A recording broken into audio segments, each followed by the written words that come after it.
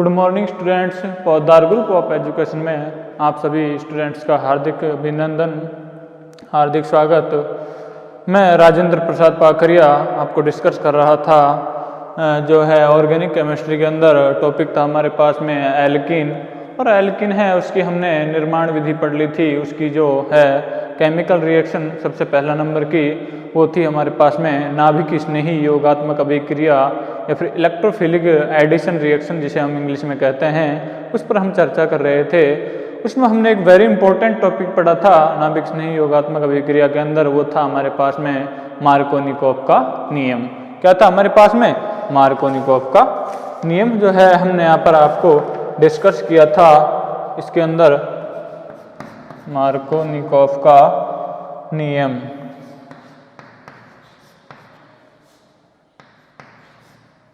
Markovnikov का नियम ये है, मैंने काफ़ी डिटेल से आपको एक्सप्लेन किया था लास्ट क्लास के अंदर। और इसके द्वारा इसके थ्रू जो रिएक्शंस होती हैं जैसे हाइड्रोजन हैलाइड का योग और उसके बाद में और भी कई सारे योग जैसे नाइट्रोसिल का योग है, उसका भी आज हम देखेंगे किस प्रकार से है जो नाइट्रोसिल कंपाउंड है उनका योग होता है इसमें मार्कोनिकोव के नियम के अनुसार। तो देखिए अगला जो मार्कोनिकोव के नियम के अनुसार जो रिएक्शन है इसकी वो है हमारे पास में क्या नाम से नाइट्रोसिल हैलाइडों का योग। नाइट्रोसिल अगला है हमारे पास में वो है नाइट्रोसिल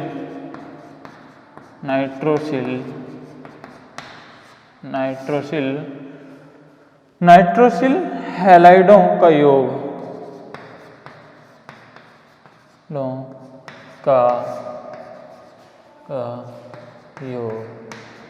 देखिए इसके अंदर क्या होता है। इसमें जो है हमारे पास में नाइट्रोसिल हैलाइड है। नाइट्रोसिल हैलाइड का मतलब होता है नाइट्रोजन ऑक्सीजन के साथ डबल बॉन्ड के साथ जुड़ा हुआ होता है और नाइट्रोजन के साथ एक हैलाइड ग्रुप जुड़ा हुआ होता है। तो ये जो कंपाउंड है इस कंपाउंड को कहते हैं हम क्या? Nitrosyl halide.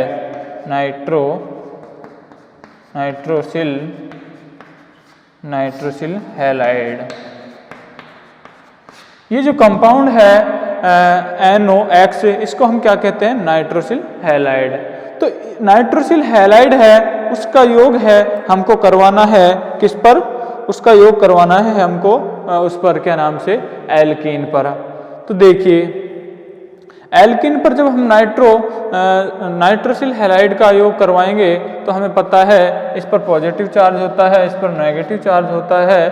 तो NO यहाँ पर है ये पॉजिटिव भाग होता है और ये नेगेटिव भाग होता है। तो एल्कीन के उस कार्बन पर जो है NO का योग होना चाहिए जिस पर कि हाइड्रोजन परमाणुओं की संख्या अधिक हो और हैलाइड का योग वहाँ पर होना चाहिए जहाँ पर कि हाइड्रोजन परमाणुओं की संख्या कम हो। अर्थात जो धन विद्युतीय भाग है उसका योग उस कार्बन पर होना चाहिए एल्कीन के जिस पर कि हाइड्रोजन परमाणुओं की संख्या अधिक हो। देखिए किस प्रकार से इसकी रिएक्शन है। ये हमारे पास में है CH3CH डबल बॉन्ड CH2। ये हमारे पास में क्या है कि असममित एल्कीन। असममित एल्कीन का मतलब पता है इस कार्बन पर है जो अलग वैलेंसी एक हाइड्रोजन एक मैथिल है जबकि इस पर दोनों ही हाइड्रोजन है। अर्थात इसका और इसका एनवायरनमेंट देखें तो दोनों ही कार्बन परमाणुओं का एनवायरनमेंट है जो अलग अलग है। इसलिए ये जो एल्कीन है एक असममित एल्कीन है। असममित एल्कीन पर हम योग करवा रहे हैं N डबल बॉन्ड X। ये हमारे पास में नाइट्रोसिल हैलाइड, ये हमारे पास में एल्कीन।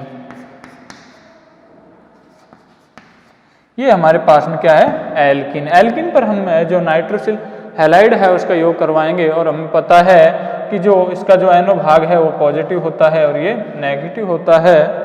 और हमें पता है ये रिएक्शन है जो कार्ब कैटायन इंटरमीडिएट के द्वारा कंप्लीट होती है। इस रिएक्शन के मध्य में एक कार्ब कैटायन है 2 डिग्री कार्ब कैटायन है वो यहाँ पर बनता है। देखिए किस प्रकार से ये बन के इलेक्ट्रॉन, हमें पता है कि इस पर इस कार्बन पर मैथिल ग्रुप जुड़ा हुआ है, इस पर हाइड्रोजन जुड़े हुए हैं। तो हाइड्रोजन का जो प्लस आई इफेक्ट है मैथिल ग्रुप की अपेक्षा काफ़ी कम होता है, अर्थात मैथिल ग्रुप का जो प्लस आई इफेक्ट है, प्लस आई इफेक्ट किसका, मैथिल ग्रुप का इस कार्बन पर तो जो ज़्यादा है, जिसके कारण पाई बंध के इलेक्ट्रॉन इधर की ओर माइग्रेट कर जाएंगे और पाई बंध के इलेक्ट्रॉन जब इधर की ओर माइग्रेट करेंगे तो इस पर नेगेटिव चार्ज आ जाता है, इस पर पॉजिटिव चार्ज आ जाता है। इस नेगेटिव चार्ज के साथ ये पॉजिटिव भाग है जो नाइट्रोसिल हैलाइड का जुड़ जाता है नाइट्रोजन के द्वारा और एक जो है मध्यवर्ती के रूप में ये बना लेता है CH3 CH single bond CH2 इधर जुड़ जाता है हमारे पास में NO, यहाँ पे एक पॉजिटिव चार्ज होता है। अब हमें पता है नाइट्रोसिल हैलाइड का जो ये भाग है नेगेटिव भाग इस पॉजिटिव चार्ज के साथ जुड़ जाता है और कंपाउंड है जो बना लेता है। ये क्या है 2 डिग्री कार्ब कैटायन है ना, इंटरमीडिएट। इसके बाद में ये है जो Cl यहाँ पर X है हमारे पास में, X इसके साथ जुड़ जाता है और बना देता है प्रोडक्ट है ना, और प्रोडक्ट है जो होता है हमारे पास में ये वाला CH2 2NO। ये प्रोडक्ट है जो हमें बनता है और इसका जो नाम है वो है propene nitroso chloride. Propene nitroso chloride. इसका नाम क्या होता है, प्रोपीन नाइट्रोसो क्लोराइड। और जो ये है हमारे पास में नाइट्रोसिल हैलाइड है, इसको हम एक दूसरा नाम और है साइंटिफिकली नाम वो है टिल्डन अभिकर्मक। इसका नाम क्या है, टिल्डन अभिकर्मक, या फिर इसको हम क्या कहते हैं, नाइट्रोसिल हैलाइड भी हम इसे कहते हैं। तो ये तो हो जाती है आपकी नाइट्रोसिल हैलाइड के साथ जो है एल्कीन की रिएक्शन। ठीक है, अब जो अगली रिएक्शन है हमारे पास में वो है शायद मेरे ख्याल में 5वें नंबर की है,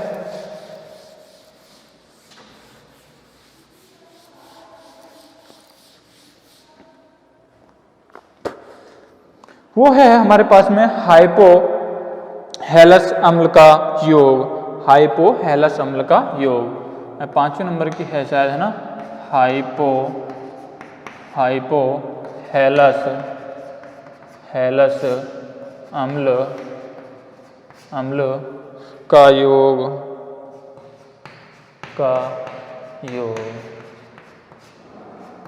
देखिएगा, हाइपोहेलस अम्ल है उनका योग है हमें करवाना है, और हाइपोहेलस अम्ल का जो रासायनिक फॉर्मूला होता है वो होता है HOX। हाइपोहेलस अम्ल का रासायनिक फॉर्मूला क्या होता है, HOX है जो होता है, और इसका ऐड करवाना है हमें एल्कीन पर। तो देखिए किस प्रकार से होता है, ये हमारे पास में एल्कीन, ये हमारे पास में क्या है एल्कीन के साथ जब योग करता है क्या, OHCl है ना, इसका योग है हमें जो करवाना है।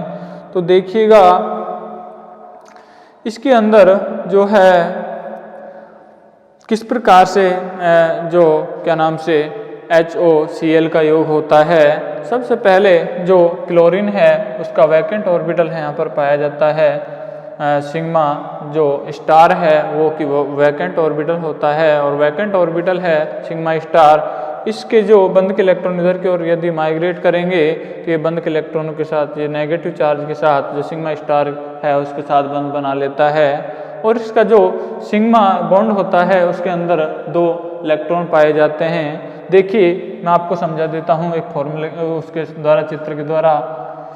जब भी कोई मान लीजिए H हाइड्रोजन और हाइड्रोजन है ना, इसके मध्य एक बंध पाया जाता है, तो इसमें देखिए इसके अंदर एक ही बंध है, और हमें पता है जब 2 परमाणुओं के मध्य एक बंध पाया जाता है तो वो सबसे पहले सिग्मा बंध होता है, उसके बाद में पाई बंध होता है यदि 2 हैं तो, और यदि 3 हैं तो 2 पाई बंध और 1 सिग्मा बंध होता है, और यदि 4 हैं तो एक तो सिग्मा 2 पाई और तीसरा है वो डेल्टा होता है।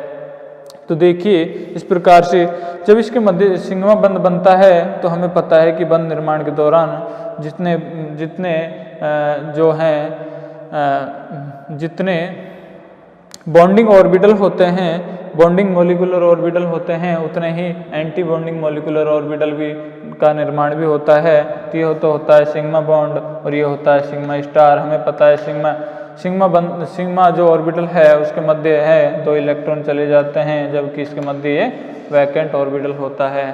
तो ऐसे ही इसके मध्य होता है ऑक्सीजन और क्लोराइड के मध्य एक सिग्मा बंध पाया जाता है और उसका जो वैकेंट ऑर्बिटल होता है उसके साथ है ये नेगेटिव चार्ज है जो बंध बना लेता है। और जो क्लोराइड का जो सिग्मा बंध के अंदर जो इलेक्ट्रॉन पाए जाते हैं वो है जो इस पर पॉजिटिव चार्ज आ जाता है। जब इधर की ओर बंध के इलेक्ट्रॉन चले जाएंगे तो इस पर पॉजिटिव चार्ज आ जाता है और इस पर पॉजिटिव चार्ज आ जाएगा तो इसका जो सिग्मा बॉन्डिंग ऑर्बिटल है उसमें इलेक्ट्रॉन पाए जाते हैं, वो इलेक्ट्रॉन इसको दे दिए जाते हैं, इसको दे दिए जाएंगे तो इस प्रकार से बंध का निर्माण हो जाता है। देखिए मैं इसकी सीधी ही मैकेनिज्म है वो खींच रहा हूँ। ये है कार्बन, ये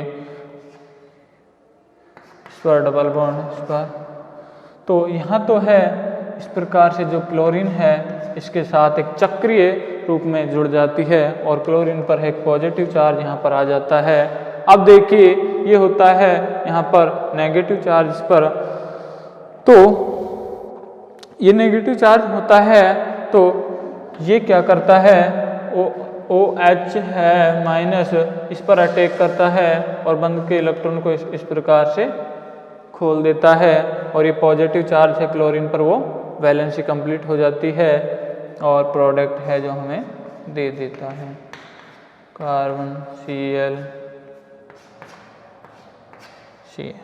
इस प्रकार से ये रिएक्शन है जो कंप्लीट होती है। ये तो हो जाता है आपका हाइपोहेलस अम्लों के साथ योग। ठीक है, अब जो है हमारे पास में चूंकि 5वें नंबर की रिएक्शन है वो है एल्कीनों का द्विलकीकरण। सॉरी 6 नंबर की रिएक्शन है नाभिक स्नेही योगात्मक अभिक्रिया हम आपको पढ़ा रहे हैं। उसमें जो 6 नंबर की रिएक्शन है वो है एल्कीनों का योग, एल्कीनों का योग या द्विलकीकरण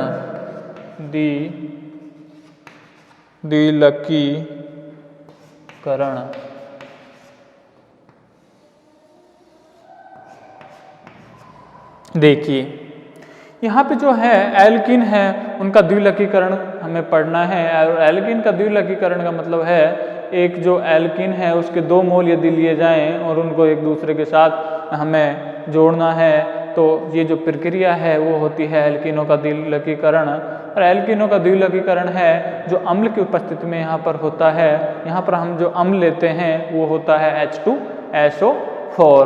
तो देखिए हम इसके अंदर हम लिखते हैं थोड़ा उपयुक्त परिस्थिति में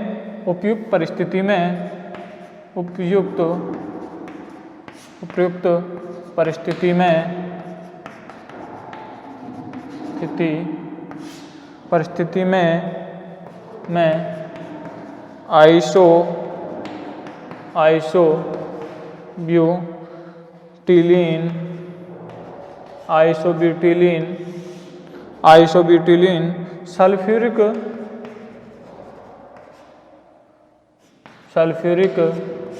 अम्ल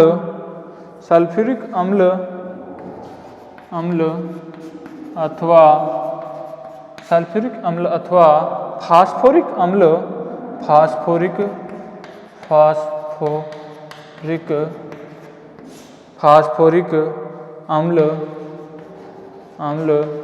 द्वारा द्विलकीकृत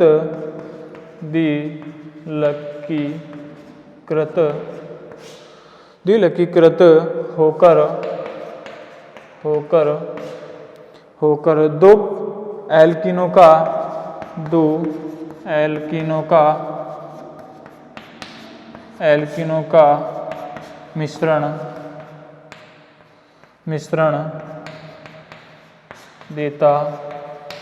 देता है। देखिए एल्किनों का जो योग है या प्रद्युलकीकरण है उसमें हम पढ़ेंगे कि जब उपयुक्त परिस्थिति के अंदर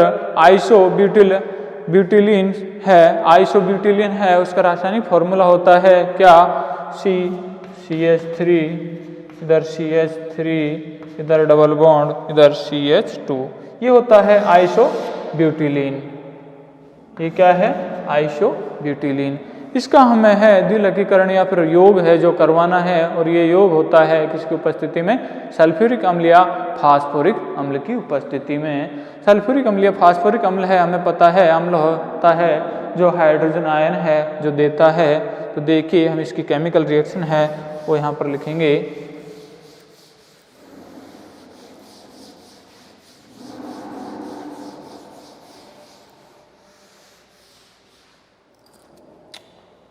ये कार्बन, ये CH3 डबल बॉन्ड CH2, इसका योग हमें जो करवाना है, इसके 2 मोल यहाँ पर मैं ले रहा हूँ और इसका योग हम करवा रहे हैं H2SO4 की उपस्थिति में 80 डिग्री सेंटीग्रेड टेम्परेचर पर। देखिए जब ये योग करता है तो 2 प्रकार के जो कंपाउंड, जो 2 प्रकार के जो हैं उत्पाद हमें प्राप्त होते हैं। एक मेजर प्रोडक्ट होता है अर्थात मुख्य उत्पाद, और एक माइनर प्रोडक्ट होता है अर्थात माइनर प्रोडक्ट ना।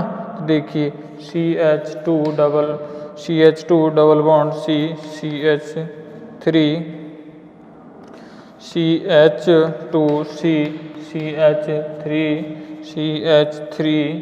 CH3 दूसरा प्रोडक्ट है वो भी है, देखिए CH3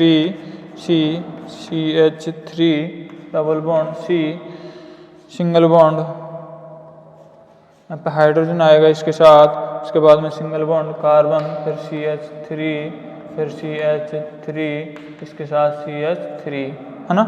तो इस प्रकार से ये है 2 प्रोडक्ट हैं यहाँ पर बनते हैं। इसका नाम होता है, देखिए वो होता है 2,4,4 ट्राईमेथिल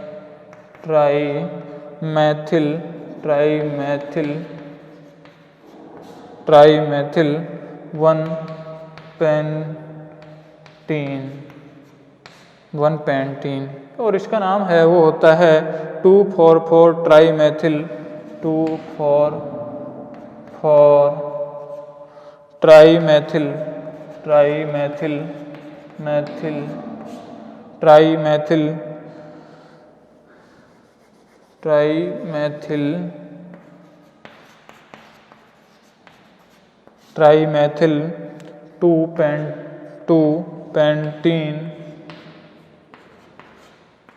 2-पेंटीन।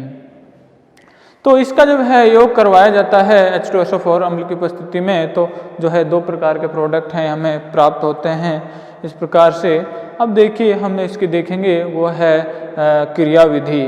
इसकी क्रियाविधि किस प्रकार से है, देखिए ये जो 2 प्रोडक्ट बनते हैं वो किस किस प्रकार से बनते हैं देखिएगा। ये तो थी एक कंप्लीट रिएक्शन उतार ली होगी आपने।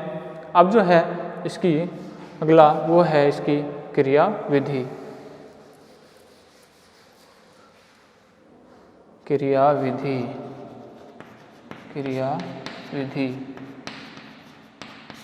देखिए किस प्रकार से इसकी जो क्रियाविधि है, हमें पता है इसकी क्रियाविधि है थोड़ी ज़्यादा बड़ी है। देखिए मैं ऊपर से ही इसको जो चालू कराता हूँ, यहाँ से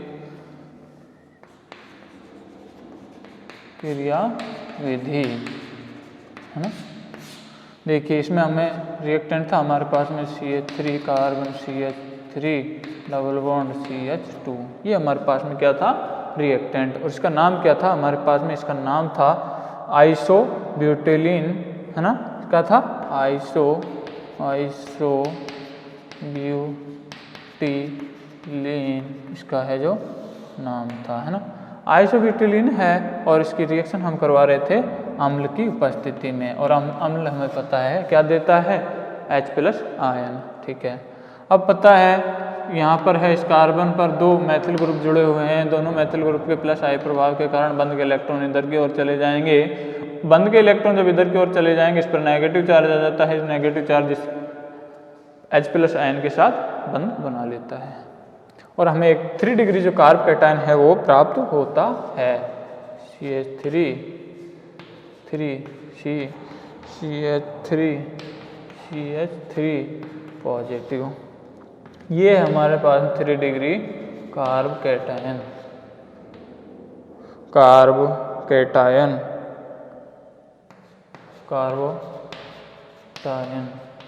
क्या है हमारे पास में 3 डिग्री कार्बो कैटायन। अब ये 3 डिग्री कार्बो कैटायन है वो अगले जो है एक और यूनिट के साथ जो रिएक्शन करता है, देखिए किस प्रकार से।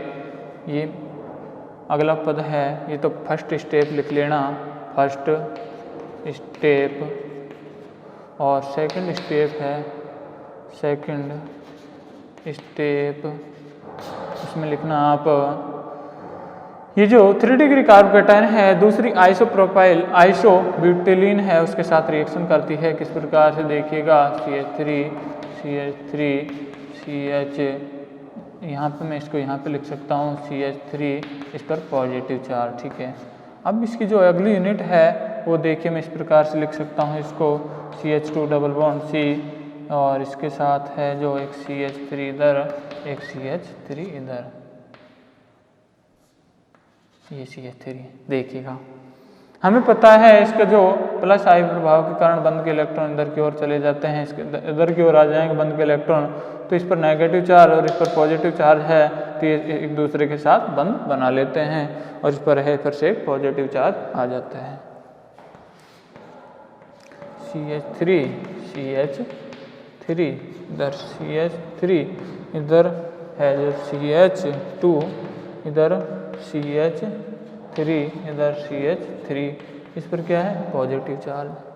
अब देखिए पॉजिटिव चार्ज है इसके पास दो प्रकार की हैं जो हाइड्रोजन है, इसके जो अल्फा पोजीशन पर हैं, दो प्रकार की जो अल्फा पोजीशन है उस पर हाइड्रोजन उपस्थित है, और दोनों ही प्रकार की जो हाइड्रोजन है अलग अलग, यदि एक तो यहाँ पर ये अल्फा हाइड्रोजन है, दूसरी ये वाली अल्फा हाइड्रोजन है। देखते हैं कौन सी वाली हाइड्रोजन के निकलने पर कौन से प्रकार का उत्पाद देता है, देखेंगे हम यहाँ पर, एक तो इधर एक इधर। यहाँ पर वह उत्पाद जो ज़्यादा बनता है जो कि जिसके अंदर एल्कीन अधिक शाखित होती है। कौन सा उत्पाद अधिक बनता है, जिसमें एल्कीन अधिक शाखित होती है। देखिए ये है हमारे पास में, इसको मैं दो न लिख के एक हाइड्रोजन में इस प्रकार से इसमें दर्शा सकता हूँ। ऐसे ही इसमें भी है जो मैं दर्शा सकता हूँ, है ना। इसमें भी मैं हाइड्रोजन को, एक हाइड्रोजन को इस प्रकार से दर्शा सकता हूँ, देखिएगा आप, है ना। यदि ये वाली हाइड्रोजन है बंध के इलेक्ट्रॉन को छोड़ के जाए तो देखिए किस प्रकार का प्रोडक्ट बनता है। ये बनता है इस प्रकार का CH3 इधर CH3 इधर CH डबल बॉन्ड C इधर CH3 इधर CH3। एक तो प्रोडक्ट ये वाला बनता है। दूसरा देखिए यदि ये वाली हाइड्रोजन है बंध के इलेक्ट्रॉन को छोड़कर जाए, ये वाली हाइड्रोजन है बंध के इलेक्ट्रॉन को छोड़कर जाए तो देखिए कौन सा प्रोडक्ट बनता है। ये कार्बन, ये CH3, ये CH3, ये है जो CH2,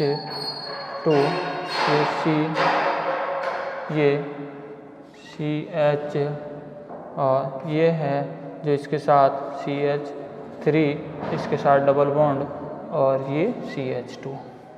देखिए यदि ये वाली हाइड्रोजन ये बंध के इलेक्ट्रॉन छोड़ के जाए तो ये वाली एल्कीन बनती है, और यदि ये वाला हाइड्रोजन छोड़ के जाए तो ये वाली एल्कीन यहाँ पर बनती है। ये देखिए ये एल्कीन है अधिक शाखित है क्योंकि, और ये जो वाला प्रोडक्ट है वो अधिक बनता है। ये क्या होता है, मुख्य उत्पाद। वो क्या होता है, माइनर उत्पाद, प्रोडक्ट। ये होता है माइनर प्रोडक्ट। तो ये होती है आज आपकी क्लास कंप्लीट।